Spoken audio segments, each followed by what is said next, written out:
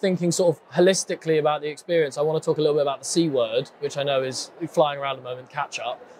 Everyone seems to be talking about it. And I think that it's particularly relevant to STEAM because I think, as we talked about just before, before we had the interview, people are very conscious of catch up in these areas right now, in physical development, in PSED, and communication language. I feel like that's all I'm reading about. Yeah.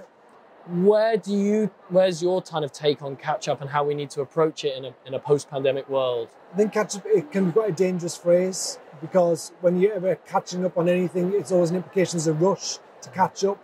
It's never something that's usually done at a leisurely pace.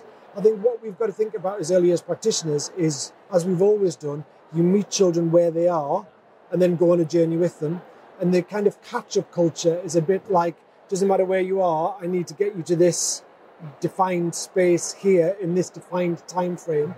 And we are getting children who are coming into our settings after 2 years of a pandemic who will have had for some of them, they'll have had lots of positive experiences they didn't have before, but they will also have missed lots of experiences they would have had before, even something simple like play dates, play groups. So how do you learn about the subtleties of a non-verbal cue? How do you learn about how you interact with a group of peers as opposed to an adult-child interaction?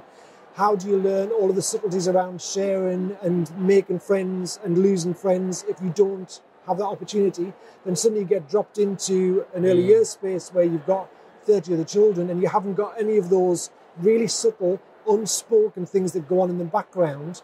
So we need to appreciate that as practitioners and say we can't expect our children will have those. So we need to change our expectation of point of entry and build in the things that our children haven't had opportunities for. And that will mean slowing down in lots of respects. It'll mean more opportunities to play and interact, loads more scaffolding, but we can do all of those things through play.